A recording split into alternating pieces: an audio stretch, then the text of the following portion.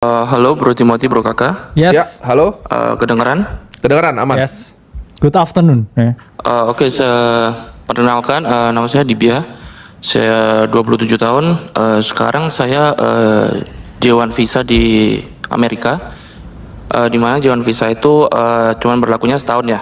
Ya. Dan saya sebulannya dapat sekitar 60 sampai 90 juta. Saya di bidang perhotelan. Oke.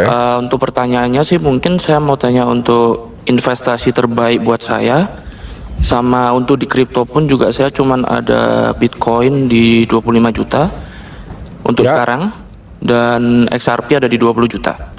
Dan untuk dana sekarang di bank sekitar ada 300-an sih. Oke. Nice. Oke. Dana di bank kamu itu ada yang kamu udah sisihin buat dana darurat atau masih di bank aja? Untuk sekarang belum ada sih, nggak ada Oke. tanggungan juga sih. Ada akses utang broker juga. di luar di US? Robinhood, Bisa sih sebenarnya. IBKR ada. Oke, step 1 bikin dana darurat dulu. Kamu kan bisa 60 sampai 90 juta. Jadi kamu harus minimal punya 180 juta dulu di US Treasury. Oke. Itu step 1. Oke. Step 2, kamu ngerti nggak tentang kripto ini atau kamu baru belajar-belajar aja? Kamu ngerti nggak tentang stock market? Ngerti nggak pasar saham US atau gimana? Pengetahuan kamu di market ini berapa nih? 1 sampai 10. Jujur aja sih dangkal banget ya. Saya baru join di kripto pun juga baru sekitar tahun lalu Oktober sih. Itu pun juga saya beli XRP terus tiba-tiba naik.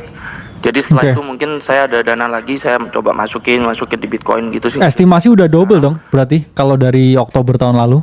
Yes. Untuk Nice. XRP udah sih, saya juga udah take profit juga sih, tapi Oke. nggak terlalu banyak sih, waktu itu cuman masuk 8 jutaan deh. Oke.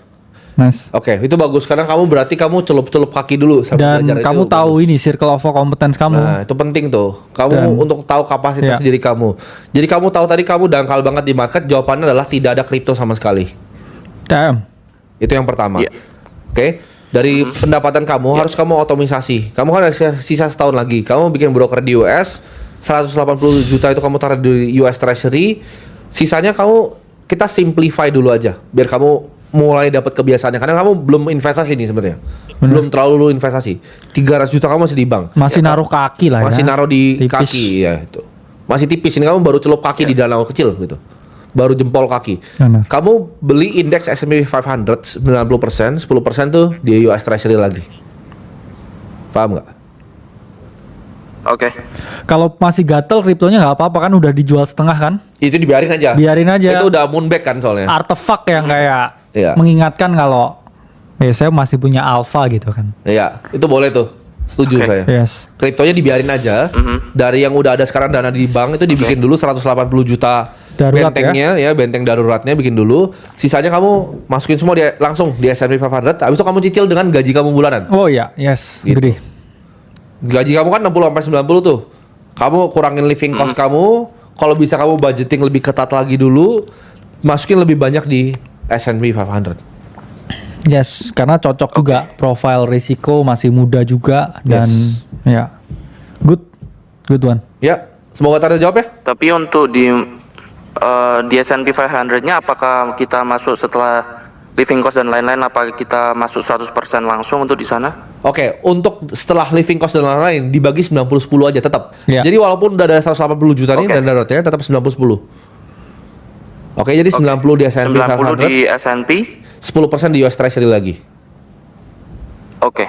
Kalau kamu masih bingung ya kayak sekarang enak masuk atau enggak, ya coba misalkan dari 90% ya. Itu coba kamu masuk inilah 10% setiap minggu dulu. Ya.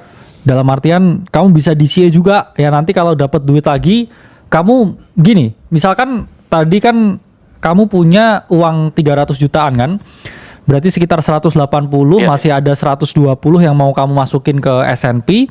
Coba gini, buat 10 bulan ke depan itu kamu tambah setiap 10 juta setiap bulannya, plus kamu tambah gaji kamu. Jadi kalau ada kamu gaji misalkan yang bisa disisihin 30 juta, kamu tambah 10 juta itu buat masuk di S&P kayak setiap bulannya. Tapi itu sampai beberapa bulan ke depan. Jadi Ya. coba jangan masuk lagi secara langsung ya dengan 120 jutanya. Cuman coba ya balancing dengan gaji kamu. Ya, betul. Tambah gajimu ya buat double decking ya. Kamu punya gaji sama kayak punya cash ini. Jadi jangan langsung yang 120, 90-nya kamu masukin S&P, mungkin bisa kamu ini. Betul. Dana darurat dulu, bikin rekening sendiri, pisah juga buat dengan rekening untuk sehari-hari, plus ya DCA dengan gajinya setiap bulan dengan komposisi tadi. Betul. Semoga terjawab ya. Oke. Oke, terima kasih Bro Timothy, Bro Kakak. Oke, keren.